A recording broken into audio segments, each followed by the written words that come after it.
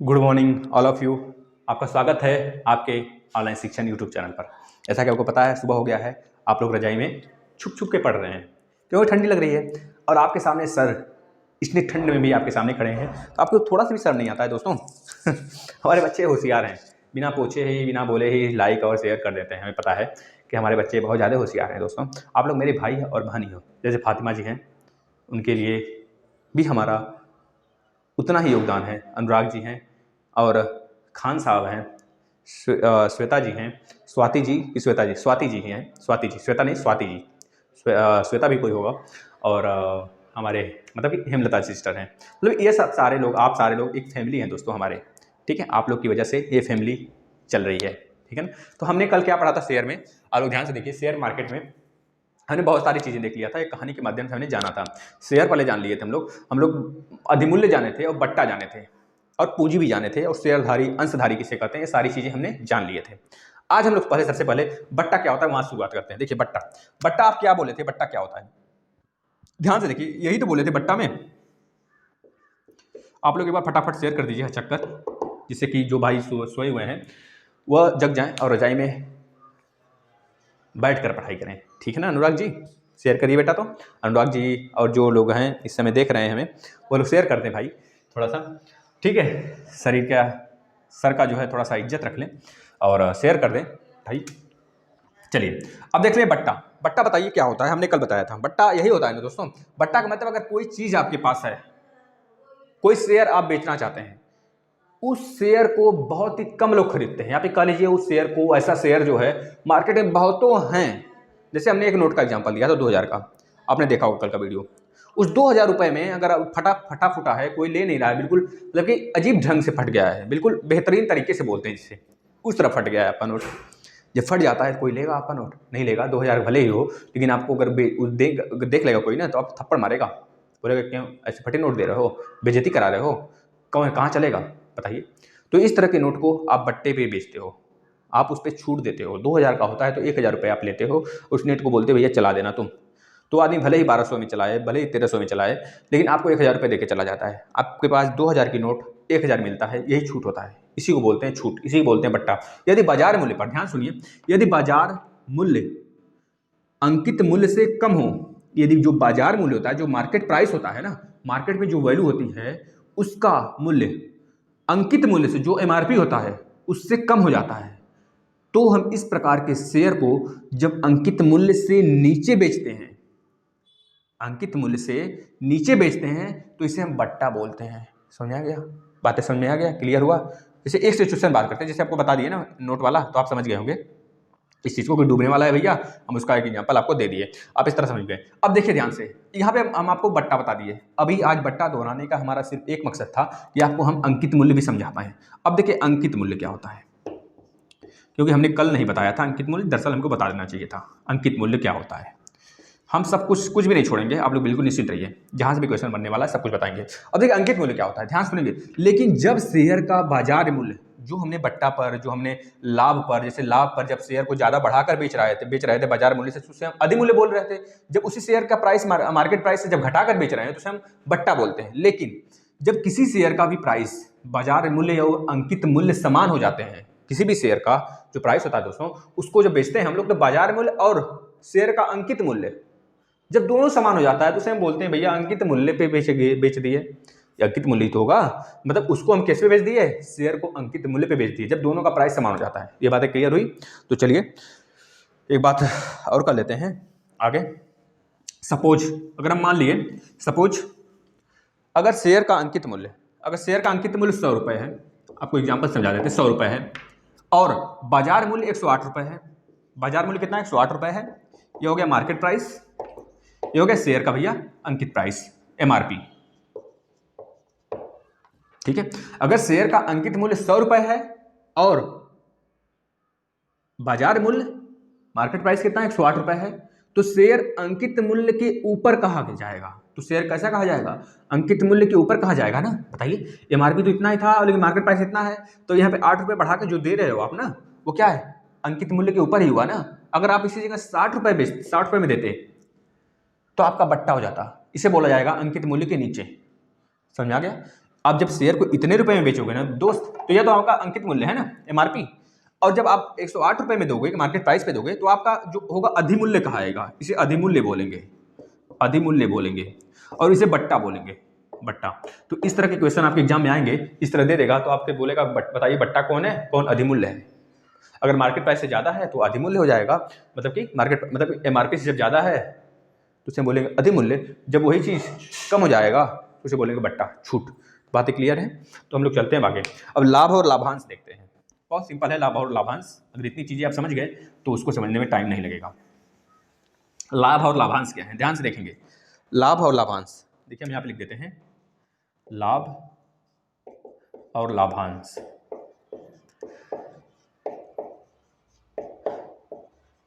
कल एक वीडियो गई है, जो बच्चे नए हैं वो कल का वीडियो देख कर आए भैया।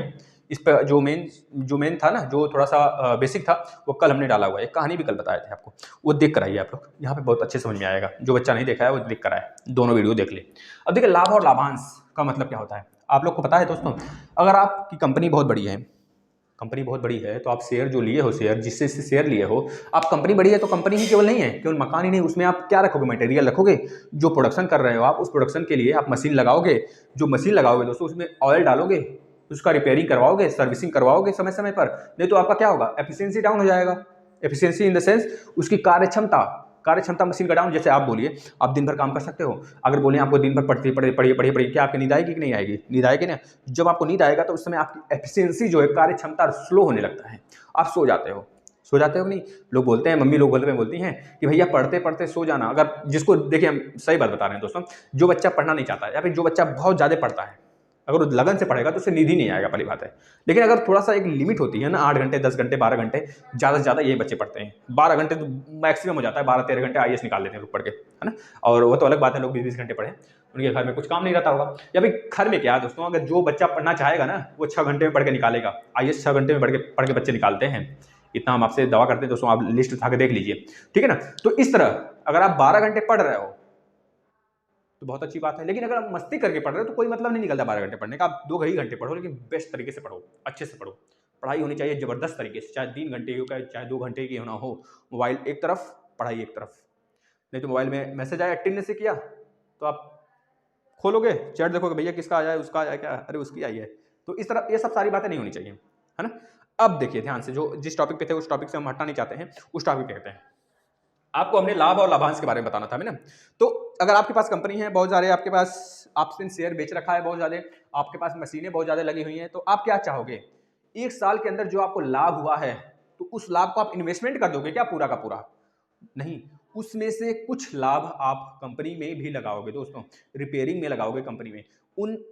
उन मजदूरों को बोनस के रूप में दोगे, जो मजदूर दिन पे दिन मतलब कि हमेशा काम करते हैं, उनको बोनस दोगे, तभी तो उनके अंदर की जो उल्लास होगी, जो हास्य होगा, जो हंसी होगी, जो एक मुस्कान होगी, चेहरे का खिल जाएगा।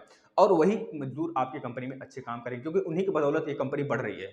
आप तो एक मालिकाना हक लिए हो ना, एक कंपनी चला कौन रहा है, मजदूर चला रहे हैं, रियल में वह उसके नींव हैं, आप तो मालिक हो।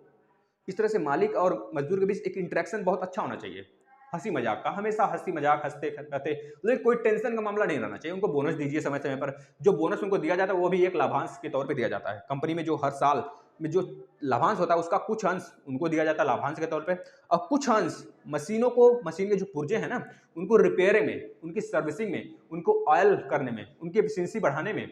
बिजली कट गया तो बिजली का बिल्कुल प्रिपेयर अच्छे से करने में, अगर बिजली कट जाती है बार बार तो एफिशिएंसी डाउन होने से बचने के लिए आप जनरेटर लोगे, आप अपने प्रोडक्शन को बढ़ाओगे। जो भी चीज आप एफिशिएंसी बढ़ाने के लिए, अपने कार्य क्षमता को बढ़ाने के लिए कर रहे हो, हर साल जितना भी अपने लाभांश में से, प्रॉफिट में से कुछ अंश काट के आप इन्वेस्टमेंट कहीं और कर रहे हो अपनी कंपनी को ऊपर ले जाने में, वही होता है लाभांश। बात क्लियर है? बात क्लियर है तो आगे चलते हैं। लाभांश बहुत इजी वे में आपको समझा दिए लाभांश क्या होता है। आप इसको जो है अपने लैंग्वेज में भी लिख सकते हैं, टाइप कर सकते हैं, अनेकों चीज लिख सकते हैं, बस वही तो है लाभांश। जैसे आपने 10 रुपये इन्वेस्टमेंट किया, आपको मिला 20 रुपये। अब 20 रुपये में 5 रुपये आप सोचोगे मम्मी को दे देते हैं, पापा को दे देते हैं, कहीं जमा कर देते हैं बैंक में, लेकिन जो 5 रुपये है, पहले 10 रुपये इन्वेस्टमेंट किया आपने, आपको मिला 20 रुपये, और 10 रुपये तो आपका हो गया क्रय मूल्य जो आपने लगाया था, सीपी तो हो गया आपका ना, आपने अपने जेब से लगाया, उसको आप रख लोगे, फिर से इन्वेस्टमेंट हो सकता है कर दो आप अपनी कंपनी में उस 10 रुपये का। लेकिन जो 10 रुपये आपको बचा है, अब उसको आप दिमाग लगाओगे कि हो सकता है हम इसमें 5 रुपये अपनी कंपनी में लगा कर अपना मतलब कि शेयर और बढ़ा देते हैं बेचने का, शेयर और बढ़ा देते हैं कंपनी में 5 रुपये लगाकर, और जो 5 रुपये बचा है उसको आप बोनस के तौर पे अपने मजदूरों को दोगे, अपने मम्मी पापा को दोगे, अपने भाई सगे बहन, मतलब कि जो भी है आपकी हर चीज, एफिशिएंसी हो गया मशीन का बढ़ाना, मतलब इस सब जगह इन्वेस्टमेंट करोगे। जो इन्वेस्टमेंट कर रहे हो ना, जो लाभांश दे रहे हो, जो बोनस दे रहे हो मजदूरों को ना, वही होता है लाभांश। बातें क्लियर है? तो आगे चलते हैं। चलिए, लाभांश आपने समझ लिया। अब देखिए दलाल, दलाल जिसको बनना है भैया, अनुराग जी आ जाइए, खान साहब तैयार हो जाइए, दलाल बना रहे हैं आज आपको हम। रोहित साहब नहीं दिख रहे हैं, रोहित जी कहाँ पर हैं भाई आप? आपने एक दिन कमेंट किया कि सर आप न्यूमेरिकल दीजिए, उसके बाद हम न्यूमेरिकल देते हैं, लेकिन आप पता नहीं कहाँ रहते हैं, आपका कमेंट नहीं आता, सबका कमेंट आता है भाई। थोड़ा सा रोहित जी को खोजिए भैया, कहाँ है रोहित जी? रोहित सिंह को कोई जानते हैं तो बताओ हमें भैया, सही तो हैं आप? दलाल, ठीक है, दलाल और दलाली दो चीज होता है, दलाल और दलाली। अब देखिए दलाल, दलाल भैया कहने में तो बहुत ही मजा आ रहा है ना, लेकिन सुनिए पहले। अब देखिए दलाल, दलाल के बारे में पूरी अच्छे तरीके से पहले समझ लीजिए। शेयर ऐसे व्यक्ति को, शेयर ऐसे व्यक्तियों के माध्यम से खरीदा या बेचा जाता है, या फिर खरीदे और बेचे जाते हैं जिनको शेयर बाजार का पूर्ण ज्ञान होता है। ध्यान से आप इसको चाहें तो लिख सकते हैं, फिर से सुन लीजिए।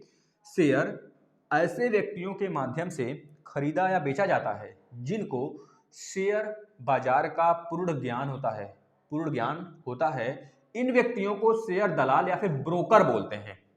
अगर आपसे पूछा जाता है ब्रोकर किसे बोलते हैं, तो आप बोलेंगे शेयर जिनके माध्यम से खरीदा या बेचा जाता है। जैसे हम और आप हो गए, हम और आपके बारे में, मतलब हमको और आपको यह नहीं पता है कि शेयर कैसे खरीदेंगे कैसे बेचेंगे, तो आप ज्ञान लोगे दूसरों से, तो वह क्या करेगा बंदा, आपको सिखाएगा कि इस तरह करिए, आप ऐसे शेयर खरीदिए, यह काम करिए, उनको इतना रुपए दीजिए, इतने रुपए का लीजिए। जमीन जायदाद जैसे आप लेते होंगे, बहुत अच्छी जगह ले रहे हैं, तो उसमें क्या होगा, दलाल का, अगर दलाल के माध्यम से ले रहे हैं, जो उसका मध्यस्थता कर रहा है, दलाल कोई कर रहा है, तो वो कुछ ना कुछ पैसा जरूर लेगा, आपसे चूसेगा कुछ पैसा। वही तो दलाली होता है, दलाली उसी को कहते हैं, और उसी को ब्रोकर कहते हैं। ब्रोकर इन द सेंस दलाली, दलाल, दलाल और दलाल, बोकस, सॉरी ब्रोकर, ब्रोकर और दलाल दोनों का मतलब सेम होता है। बोकस भी बोल सकते हैं क्योंकि वो बोकस है, बिल्कुल। क्योंकि क्या मतलब बताइए, आज पैसा चूसना, अगर ज्यादा लगाव है आपसे, जैसे कि कुछ लोग होते हैं ना कि बोलते हैं भैया हमारे पापा जी बहुत अच्छे से पैसा कमाते हैं, हम तो कहना नहीं चाहेंगे इस तरह कि, मतलब अब देखिए दलाली का पैसा दलाली में ही चला जाता है। उनके घर में जो लोग दलाली करते हैं दोस्त, अगर आप आसपास, अगर आपके आसपास लोग हैं ना, अगर दलाली करते हैं, इस तरह के काम करते हैं, अगर आप देखेंगे तो हमेशा रोज डेली वो परेशान होंगे। हम इंटरफेयर नहीं करना चाहते किसी की लाइफ में। चलिए हम यहाँ पे आते हैं टॉपिक पे। दलाल और दलाली का मतलब समझ आ गया। दलाली का मतलब ये होगा, जैसे कि अगर हम कोई शेयर वगैरह खरीद रहे हैं, जिसके माध्यम से खरीद रहे हैं, वह आदमी हमको ले जाता है कहीं भी, शेयर खरीदवाता है या फिर बेचवाता है, हमको क्योंकि पता नहीं होता है, तो उसके माध्यम से हम खरीदते बेचते हैं, तो उसे दलाल बोलते हैं या फिर ब्रोकर बोलते हैं। अब ध्यान से देखिए, आपको क्या पता चला भी, दलाल और ब्रोकर। अब आप अपने शेयर को खरीदने के लिए, जो दलाल लोग होते हैं, अपनी सेवाएं, मतलब अपनी सेवाओं के लिए जो आपके साथ आपका हेल्प करते हैं, उसको बेचने और खरीदने वालों को कुछ चार्ज लगवाते हैं या फिर कुछ फीस लेते हैं उनसे। जो फीस लेते हैं, जो चार्ज उनसे लेते हैं दोस्तों, उसी को बोलते हैं हम दलाली। बातें क्लियर हो गया? बस सिंपल वे, इसमें कुछ नहीं कहना चाहेंगे हम, क्योंकि इसमें अगर हम बोलना शुरू कर दें ना दोस्तों, तो एक आध 2 घंटे लगातार बोलते रह जाएंगे। ठीक है, इसमें ना ही कुछ बोलें तो अच्छा रहेगा। मतलब समझ लीजिए जो कमीशन होता है, जैसे कि इसमें बहुत ज़्यादा गंदे लोग भी होते हैं दोस्तों। जैसे कि अगर आपको कुछ काम करना हो, करवाना हो, और आपका बहुत इमरजेंसी हो, जैसे आय प्रमाण पत्र, जाति प्रमाण पत्र, अगर आपको जिला स्तर पर कोई काम करवाना है, तहसील स्तर पर, तो आप क्या काम करोगे, वहाँ पे जाओगे क्योंकि आपको अर्जेंट होगा। जैसे कि अभी बीएड का फॉर्म भरना था बच्चों को, तो वो क्या किए कि अपना आय प्रमाण पत्र उनका नहीं बन रहा था, बहुत सारे बच्चों का आय प्रमाण नहीं बन रहा था। तो उन लोगों ने पूछा हमसे, सर कैसे बनेगा? तो हमने उनको बोला कि देखिए आप लोग हड़बड़ाइए नहीं, क्योंकि एग्जाम जो आपका स्कॉलरशिप का डेट है वो बढ़ने वाला है। लोग बच्चे सोच रहे थे 15 तारीख का है, तो उनको हमने बोला कि आप लोग हड़बड़ाइए नहीं, देखिए बढ़ भी गया शायद स्कॉलरशिप का डेट, मैम ने रिव्यू दिया था, आप लोग देखे होंगे इस चीज़ को, 10 तारीख हो गया। तो वो लोग हड़बड़ा कर, जो आय उनका 100 रुपये में बन सकता था, 100 रुपये में बनता है, 10 दिन में उनके पास आ जाता है, 1 हफ्ते में, लेकिन उन्होंने हड़बड़ा कर गए और तहसील पर 400 रुपये का, बात नहीं मानोगे दोस्तों, 400 रुपये दिया है बच्चा, 400 रुपये देकर आय प्रमाण पत्र बनवाया है। उस 400 का कुछ मतलब नहीं है, कुछ नहीं मतलब है। वो 100 रुपये वो आय वाले को दे देगा, हो सकता है जो वहाँ का भैया लेखपाल होगा, उसके खाते में, सरकार खाते में जाएगा, और 300 रुपये क्या करेगा, खा जाएगा, पान का हुक्का पी जाएगा, दारू पी जाएगा, यही सब करेगा वो दलाल। क्या काम करेगा, बच्चों से वसूल के कहाँ जाएगा? इसी को दलाली बोलते हैं। दलाली सिंपल तरीके में समझ में आया आपको क्या होता है, आप लिख लोगे अपने हिसाब से। ठीक है, अब चलिए देखते हैं। इसके बाद आगे जो हमको पढ़ना है, जो मोस्ट इंपॉर्टेंट दोस्तों, ऋण पत्र। ध्यान से देखेंगे। अब ऋण पत्र, इसे हम डिबेंचर बोलते हैं। मोस्ट इंपॉर्टेंट है दोस्तों, या आप अपने कॉपी पे लिख लेंगे। डिबेंचर यानी कि ऋण पत्र। ऋण पत्र, ऋण पत्र क्या होता है? ऋण पत्र यानी कि डिबेंचर, इसको इंग्लिश में भी लिख देते हैं हम डिबेंचर, डिबेंचर्स।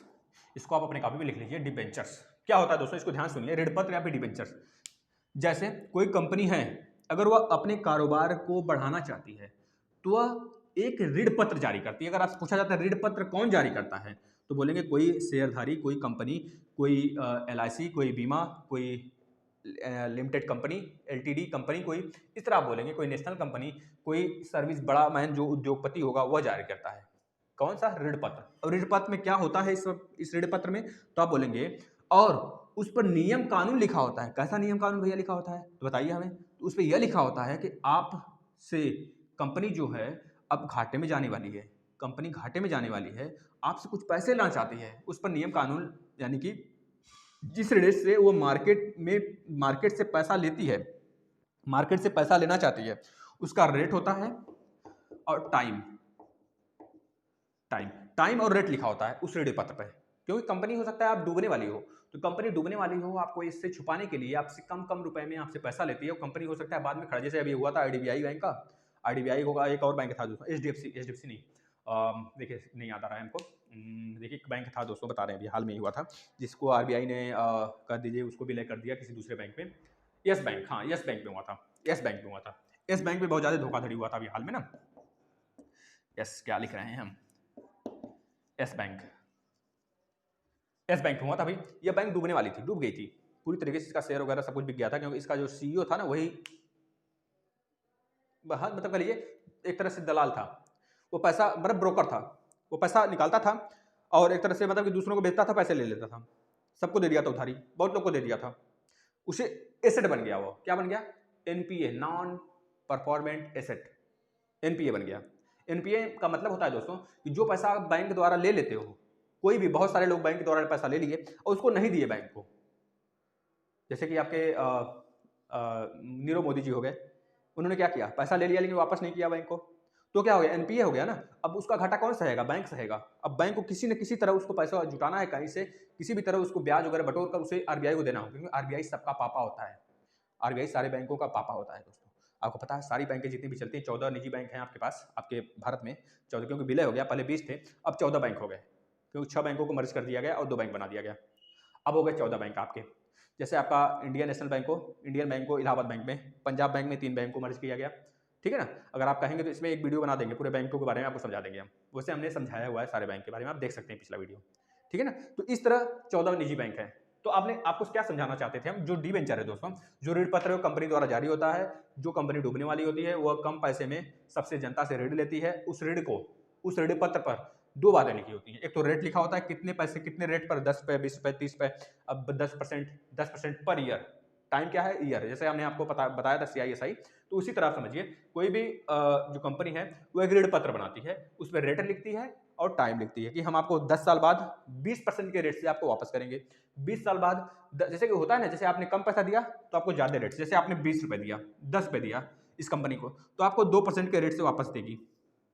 अगर आप जितना ज्यादा दोगे, जैसे आपने 5-6 लाख रुपए दे दिया, इसे कोई देगा नहीं वैसे, क्योंकि कंपनी डूब रही है ना, तो 5-6 लाख आपने इसे दे दिया, तो इस 5-6 लाख पे आपको बोलेगा कंपनी, हम आपको 20% का देंगे, 20% रेट देंगे पर ईयर। अब 5 लाख अगर वो एक जगह लगा देगी ना, सोचिए 5 लाख अगर वो एक जगह लगाएगी, आपको 3 साल बाद, 10 साल बाद 20% के हिसाब से जो देगी पैसा ना, इससे तब तक बहुत हजारों गुना पैसा कमा ली होगी वो। समझ रहे हैं कि नहीं? तो इस तरह होता है, इसे ऋण पत्र बोलते हैं दोस्तों। ऋण पत्र पर 2 चीज मेंशन होता है, आप लोग याद रखेंगे, एक तो रेट होता है, एक टाइम होता है। जो एक क्राइटेरिया होता है, जो रूल रेगुलेशन होता है, सब कुछ कंपनी का लिखा होता है कि हम कहाँ पैसा इन्वेस्टमेंट करना चाहते हैं, किस लिए आपसे मांग रहे हैं, जनता से, सारी सब कुछ उस पर लिखा होता है इस ऋण पत्र पर। तो ऋण पत्र क्या होता है आप बता देंगे ना दोस्तों, हमारा नाक नहीं कटवाइएगा, आप लोग बता दीजिएगा। अब देखिए, इस सारी टॉपिक हमने तो पढ़ लिया, बस इतना था। अब हम 1-2 सवाल करते हैं, 2 न्यूमेरिकल करेंगे, ध्यान से करिएगा आप लोग। अगर आपको लगता है न्यूमेरिकल, क्योंकि इसमें न्यूमेरिकल नहीं आता, इसमें ज़्यादातर थ्योरी ही है, आप लोग थ्योरी कर सकते हैं। हम 2 न्यूमेरिकल यहाँ बताएंगे आपको, दोनों न्यूमेरिकल आप करके हमें दिखाइए।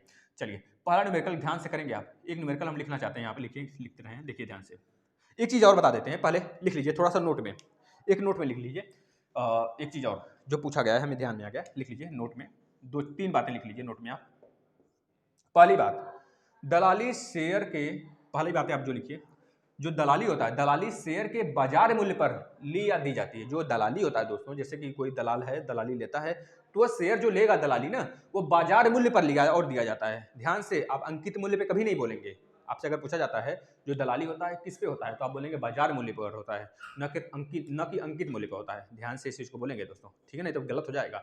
इस चीज़ को हम बार बार चेतावनी दे रहे हैं आपको। जो दलाली होता है वो बाजार मूल्य पे होता है, न कि अंकित मूल्य पर होता है। ध्यान से, पहली बात। और दूसरी बात आप लिख लेंगे, दूसरी बात, जैसे किसी शेयर के बेचने पर जो प्राप्त राशि होती है, मान लीजिए हम शेयर बेच दिए, शेयर बेच दिए, शेयर बेच दिए, तो जो प्राप्त राशि हमें मिलेगी ना, वो कितना मिलेगी, बाजार मूल्य माइनस दलाली करके मिलेगी।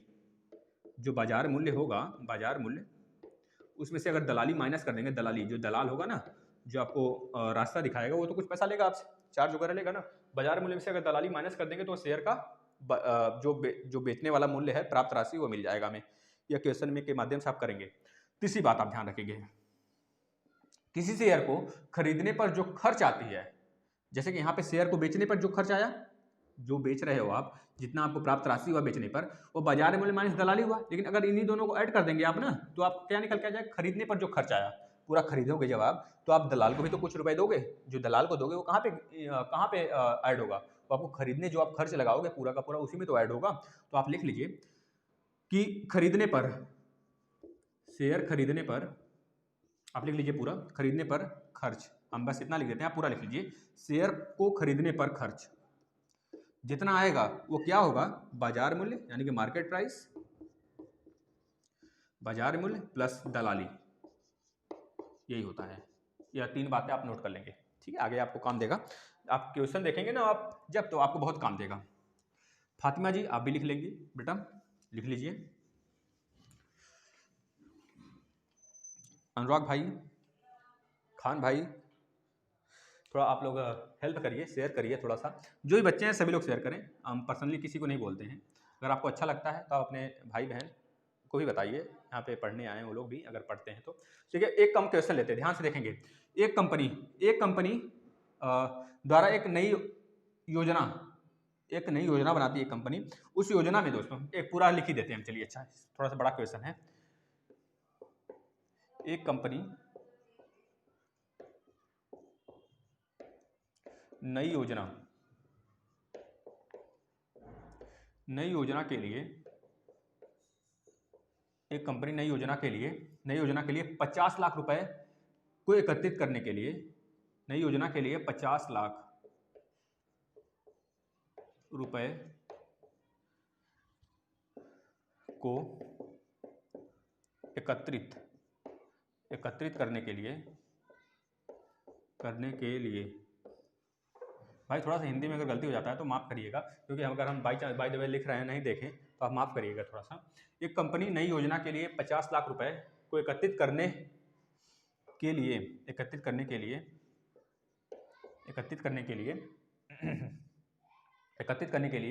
कितना रुपए देते हैं आपको हम, एकत्रित करने के लिए शेयरों का एक विज्ञापन करती है। पहले पूरा लिख लीजिए, जो शेयर बेचती है ना उसका एक विज्ञापन निकालती है, शेयरों का एक विज्ञापन, मतलब वही जो न्यूज और समाचार वगैरह आता है ना, विज्ञापन देखते हैं आप लोग टीवी पे, विज्ञापन करती है, उस विज्ञापन में क्या लिखा होता है, उस विज्ञापन में यह लिखा होता है कि एक शेयर का अंकित मूल्य 100 रुपए है। एक शेयर का अंकित मूल्य 100 रुपए है, 100 रुपए है, ठीक है ना। एक शेयर का अंकित मूल्य 100 रुपए है, तो कंपनी द्वारा जारी किए गए शेयरों की संख्या बताइए। तो कंपनी द्वारा, अब तो बच्चे लगा देंगे इसे, कंपनी द्वारा जारी किए गए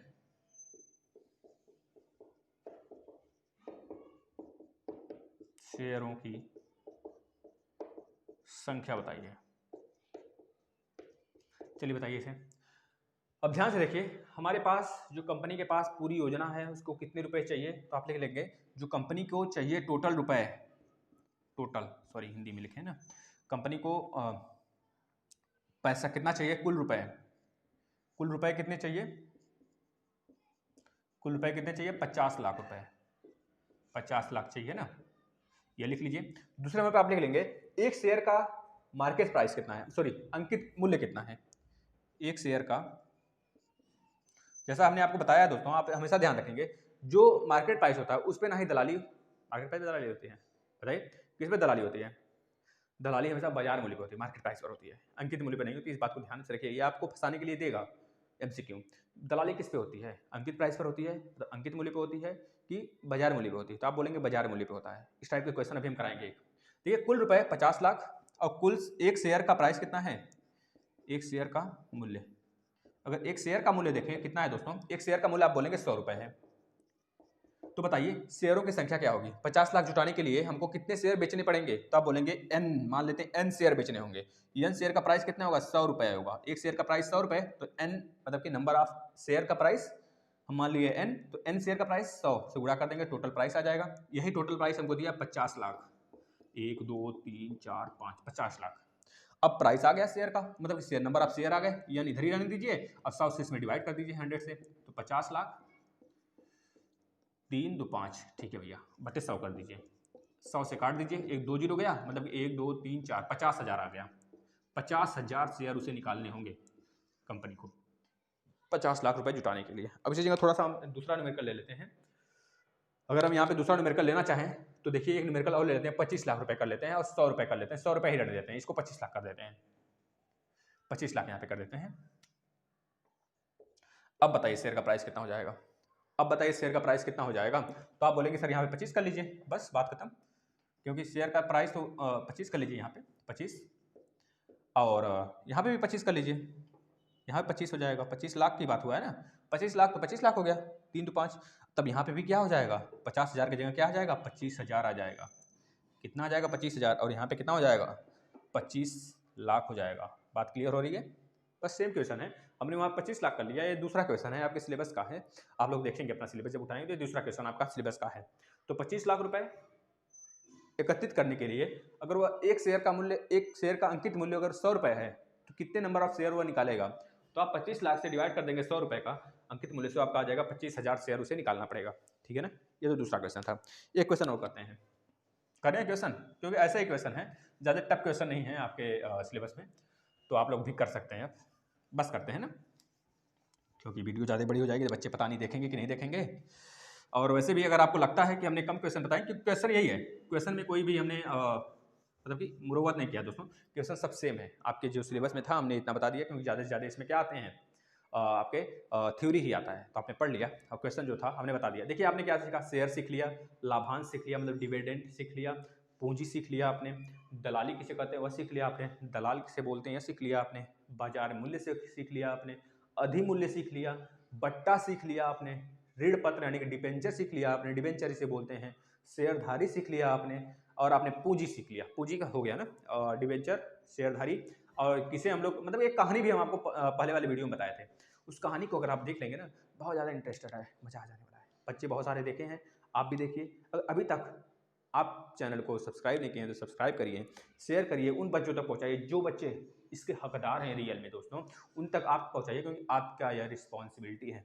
हमारा रिस्पॉन्सिबिलिटी क्या है, हम आपको दे देते हैं, हम आपको पढ़ाते हैं, इस टाइप्स का मटेरियल देते हैं, मटेरियल में हम कोई भी मुरव्वत नहीं करते हैं, इतना मान के चलिए, जैसा कि आप लोग देखते भी होंगे तो जानते भी होंगे, हम 1% भी मुरव्वत नहीं करते हैं मटेरियल में, हम मटेरियल बिल्कुल 100% आपको देते हैं दोस्तों, जितना भी है सब कुछ अपना नॉलेज पूरा का पूरा झोंक देते हैं आपको पढ़ाने में, ठीक है ना। इसी तरह बने रहिए हमारे साथ और हमारा हेल्प करते रहिए, हम आपका हेल्प हमेशा करते रहेंगे, हमेशा हमेशा हमेशा करते रहेंगे, जब तक आप चैनल से जुड़े रहेंगे, जब तक आप जितना इतना ज़्यादा चैनल को आप अपना प्यार देते हो दोस्तों, बहुत अच्छा लगता है, बहुत अच्छा लगता है। आप लोग बस एक रिक्वेस्ट हमारी कर दिया करें, जिस भी प्लेटफॉर्म से आप जुड़े हो सोशल मीडिया के, आप हर बच्चे से रिक्वेस्ट है हमारी कि आप मैम को देखिए, मैम कितना मेहनत करती हैं, आपको थोड़ा सा भी कुछ भी मतलब होता है, कुछ भी जानकारी होती है तुरंत वो दे देती हैं, अपना कुछ भी काम, हम तो उनको बोलते हैं भैया थोड़ा सा हबड़ाओ नहीं, काम से धैर्य से काम करते हैं हम लोग, तो नहीं बोलते कि हमको बोले बच्चों से इंटरेक्ट होना है, तो मतलब आपके लिए देखिए कितना ज़्यादा वो मर मिटती हैं, तो आप लोग की भी रिस्पॉन्सिबिलिटी बनती है कि आप लोग अपना काम करें, अपनी रिस्पॉन्सिबिलिटी को निभाएं, ठीक है दोस्तों, धन्यवाद। अब आगे क्या करना है आपको आप समझ सकते हैं, ठीक है ना, धन्यवाद।